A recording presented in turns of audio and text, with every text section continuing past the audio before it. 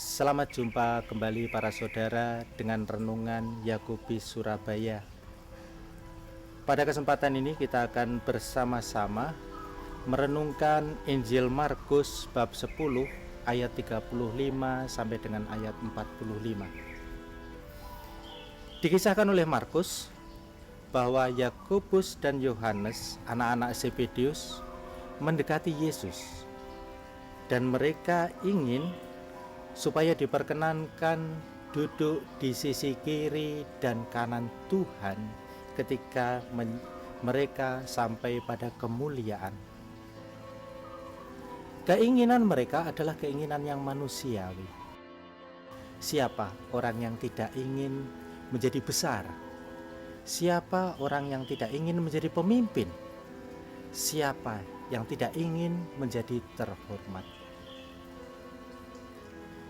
Menjawab permintaan mereka, Yesus tersenyum dan mengungkapkan suatu pertanyaan. Apakah mereka sanggup minum dari cawan yang harus Yesus minum? Apakah mereka sanggup dibaptis dengan pembaptisan yang akan Tuhan terima? Melalui pertanyaan ini, Yesus mau mengatakan kepada para murid, khususnya kepada Yakobus dan Yohanes, bahwa menjadi besar hendaklah menjadi kecil. Menjadi seorang pemimpin hendaklah melayani.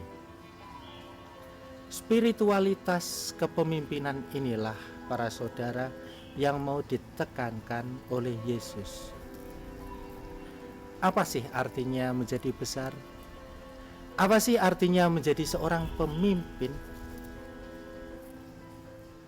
Yesus melalui Injil Markus ini mau mengajak kita pertama-tama untuk menyadari bahwa pemimpin kita satu-satunya adalah Tuhan sendiri. Tuhanlah yang memimpin perjalanan hidup kita manusia. Tuhanlah yang menuntun seluruh perjalanan hidup kita. Dan kita yang ada di sini, kita menjadi pemimpin karena mengambil bagian dari kepemimpinan Tuhan. Kita mengambil bagian sebagian kecil dari kuasa Tuhan dan menjalankannya atas nama Tuhan. Kesadaran ini para saudara kalau diyakini sungguh, niscaya tidak akan pernah terjadi pemimpin yang berpikir bagi dirinya sendiri.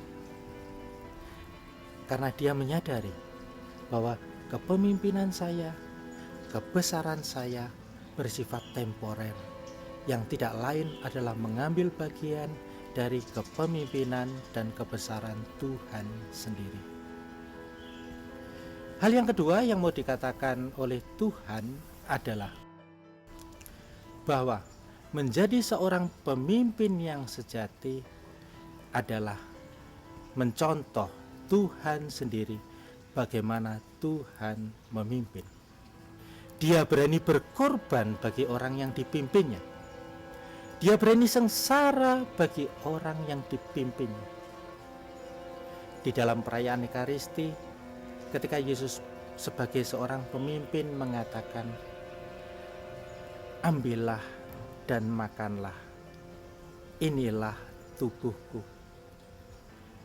Seorang pemimpin seperti Yesus, dia harus berani dipecah, disantap sehabis-habisnya, supaya orang yang dipimpin menjadi besar dan menemukan jalan kemana mereka harus pergi.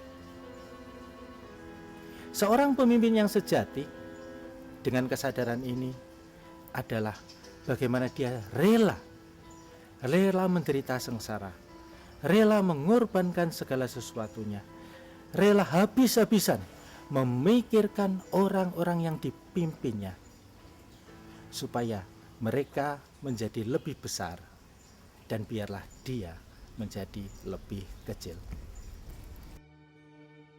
Sejalan dengan ini para saudara, seorang pemimpin pada hakikatnya adalah seorang hamba.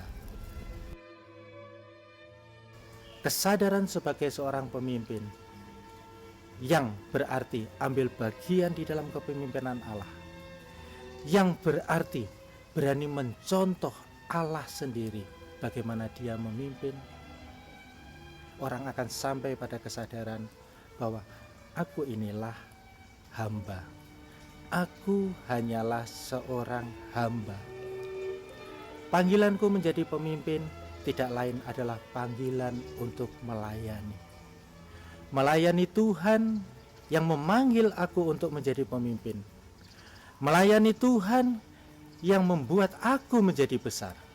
Dan kesadaran ini kuungkapkan di dalam melayani orang-orang yang dipimpin. Orang akan senang, orang akan memuji-muji seorang pemimpin bukan pertama-tama karena kebesarannya, bukan pertama-tama karena kekayaannya, tetapi terlebih-lebih karena perhatiannya kepada orang-orang yang dipimpinnya. Ini natural, alami, tetapi kalau kita merefleksi sebenarnya ini adalah spiritual. Mengambil bagian dalam kepemimpinan Allah berarti juga saya mau melayani seperti Allah sendiri melayani. Saudara dan saudari yang terkasih, ajaran inilah yang mau diungkapkan oleh Yesus kepada Yakobus dan Yohanes. Dan ajaran ini juga mau diungkapkan kepada ke-10 murid yang marah melihat permintaan mereka.